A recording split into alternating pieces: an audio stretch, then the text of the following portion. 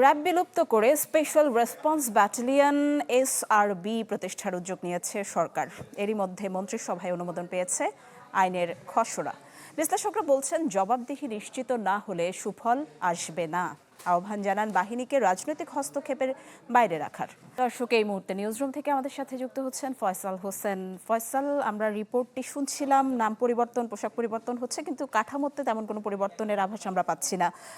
এই যে র্যাব বিলুপ্ত করে স্পেশাল রেসপন্স ব্যাটালিয়ন এসআরবি করা হচ্ছে, আইনের ধারায় কি কোনো পরিবর্তন বা পরিমার্জন হচ্ছে কিনা, এই বিষয়টি আপনার কাছে জানতে চাই। আইনের ধারায় তেমন কোনো পরিবর্তন থাকছে না। র্যাবের ১৩ ধারায় একটি পরিবর্তন আসছে, অর্থাৎ আগের যে ধারা, মানে ১৩ ধারায় যেটি ছিল যে র্যাব যদি কোনো ধরনের কোনো এলিগেশন থাকতো সেটা তারা জবাবদিহি করতে পারতো, এবং ধারাতে এমন ছিল যে সেটার থেকে তারা দায় মুক্তি পেত। কিন্তু এখনকার যে র্যাবের নাম পরিবর্তন করে নতুন নামে আসছে, সেইখানে কিন্তু সব বিষয়ে তাদের জবাবদিহি থাকতে হবে।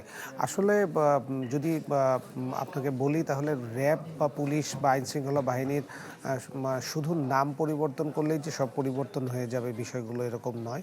নাম পরিবর্তনের সাথে সাথে তাদের যে কাজ এবং তাদের যে জনগণের কাছে জবাবদিহিতা বা তাদের যেই বিষয়টা নিয়ে তারা আসলে কাজ করে, সেখানে তাদের সৎ থাকতে হবে।